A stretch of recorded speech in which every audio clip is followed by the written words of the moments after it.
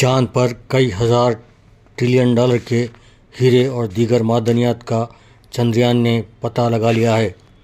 اللہ نے ہندوستان کو اس کی محنت کا پھل عطا کیا ہے۔ ہندوستان کا مشن چندریان 3 چاند کے اندھیرے حصے میں داخل ہو کر لینڈ کرتے ہوئے اس نے دنیا کو حیرت زدہ کر دیا ہے۔ اس نے چاند پر اپنے سفر کو جاری رکھتے ہوئے ایک اندھیرے گڑھے میں داخل ہو گیا اور لیزر اسکین کے ذریعے وہاں کئی حقائق سے اپنے زمینی مرکز کو آگاہ کیا، جس سے مرکز کو اس بات کا علم ہوا کہ وہاں ہیروں کا ذخیرہ بھی موجود ہے۔ چنانچہ زمین سے ہدایت دی گئی کہ وہ ذخیرے کا اسکین کرتے ہوئے تفصیل روانہ کرے۔ چنانچہ چندریان نے اپنے لیزر اسکین سے اسکین کرتے ہوئے زمینی مرکز کو اطلاع دی کہ ہیرے کا پہاڑی سلسلہ 11 کلومیٹر طویل اور 250 کلومیٹر عریض ہے۔ بعد ازاں وہ مزید آگے بڑھا تو معلوم ہوا کہ وہاں لاوا ابل رہا ہے۔ اس موقع پر آرٹیفیشل انٹیلیجنس نے اپنا کام دکھایا اور مشین کو اس علاقے سے نکال کر آگے بڑھا دیا جہاں دوسری قیمتی معدنیات کا علم ہوا۔ اس طرح سے اس مشین نے ایک کے بعد دیگرے معدنیات کی خوشخبری زمینی مرکز کو سنائی ہے۔ واضح رہے کہ ہیرا سونے سے بھی زیادہ قیمت کا ہوتا ہے۔ ہیرے کا ایک کیرٹ ہی 25 تا 50 ہزار کا ہوتا ہے، بلکہ اس سے زیادہ بھی، جبکہ 1 گرام میں 5 کیرٹ اور 1 کلو گرام میں 5000 کیرٹ ہوتے ہیں۔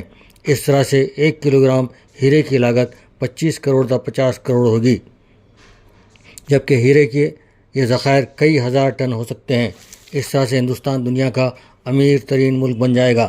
اگر اس ذخیرے کا ایک معمولی سا حصہ بھی دنیا کے مارکیٹ میں پیش کر دیا گیا تو ہیرے کی مارکیٹ کریش کر جائے گی۔ چندریان کی مشین نے آگے بڑھ کر پانی کی موجودگی کی معلومات بھی حاصل کی ہیں۔ بہرحال جو بھی عقل سلیم استعمال کرتا ہے اور لگن سے محنت کرتا ہے اسے اللہ تعالیٰ کامیاب کرتے ہیں، کیونکہ اللہ رب العالمین ہے، صرف رب المسلمین نہیں۔ رسول اللہ نے عقل و دانش کا راستہ شق القمر اور 7 آسمانوں کی سیر کرتے ہوئے 1400 سال قبل ہی کھول دیا تھا۔ ہم نے اسے صرف عقیدت کی حد تک محدود کر رکھا، اس میں تحقیق و جستجو نہیں کی۔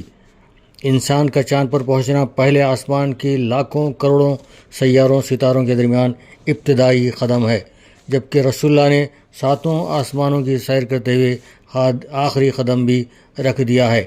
لیکن مسلمانوں نے اس پر کوئی توجہ نہیں دی اور سائنس اور ٹیکنالوجی کو اپنے لیے شجر ممنوعہ سمجھا۔ ہمارے تعلیمی ادارے جو بڑی بڑی باتیں کرتے ہیں، وہاں سے کوئی ایک بھی سائنس اور ٹیکنالوجی کا ماہر نکلتا ہوا نظر نہیں آتا۔ مدراس کا ایک مسلم نوجوان دنیا کا سب سے چھوٹا سیٹلائٹ بنا کر حکومت ہند کے لانچنگ پیڈ سے خلا میں روانہ کر دیا، لیکن اس نوجوان کو امت مسلمہ نے کوئی پذیرائی نہیں کی۔ اگر اس کی پذیرائی کی ہوتی تو شاید یہ کارنامہ بہت پہلے ہی انجام دیا جاتا جو آج انجام دیا گیا ہے۔ اس طرح کے کارنامے انجام دینے کے لیے انرجی، نانو ٹیکنالوجی، آرٹیفیشل انٹیلیجنس میں مہارت حاصل کرنا ہوتا ہے۔ کیا ہمارے تعلیمی ادارے ایک بھی طالب علم کو اس میں رہنمائی کرتے نظر آتے ہیں؟ اگر رہنمائی کی ہے تو دنیا کو اس کے نتیجے سے واقف کروایا جائے۔ تیل کی دولت سے مالا مال حکمران بھی اونٹوں کی ریس اور شاہین پرندے کو ایک جگہ سے دوسری جگہ تک لانے لے جانے میں مصروف رہے اور اضافی دولت کو عیش و عشرت میں لٹا دیا۔ کسی نے سائنس اور ٹیکنالوجی میں اپنی سرمایہ کاری نہیں کی، اور اس کا نتیجہ کیا رہا؟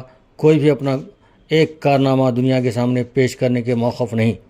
ہندوستان میں ہماری سوچ گلی کوچوں کے مسائل اور آپسی کھینچا تانی ایک دوسرے کو پریشان کرنے میں لگی ہوئی ہے۔ کبھی قوم کا شعور بیدار کرنے میں انہیں ترقی کا راستے پر ڈالنے کے لیے کوئی کھینچا تانی نہیں صرف کی۔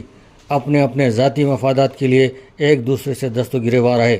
کبھی انہوں نے اجتماعی مفادات کے لیے حکومت سے یہ نہیں کہا کہ مسلمانوں کے لیے ایک انڈسٹریل زون بنایا جائے، سائنس اور ٹیکنالوجی کا مرکز فراہم کیا جائے۔ ہمیں نینو ٹیکنالوجی اور انرجی و آرٹیفیشل انٹیلیجنس میں مہارت کے ادارے چاہیے۔ کوئی دانشور، کوئی عالم دین اس جانب غور و فکر کرتا ہوا نظر نہیں آیا۔ آج بھی ہم مدراس کے مسلم لڑکے سے، جس نے چھوٹا سا سیٹلائٹ بنایا تھا، اس سے ابتدائی معلومات حاصل کرتے ہوئے کام کی ابتدا کر سکتے ہیں۔ چاند پر جو ہیرے جواہرات اور معدنیات کی دریافت ہو رہی ہے، اس کی ملکیت کے دعوے داری آگے چل کر ایک عذاب بن جائے گی، کیونکہ اتنے قیمتی ذخائر میں ہر کوئی اپنا حصہ طلب کرنے لگ جائے گا۔ جس سے آپس میں تباہ کن جنگیں بھی ہو سکتی ہیں۔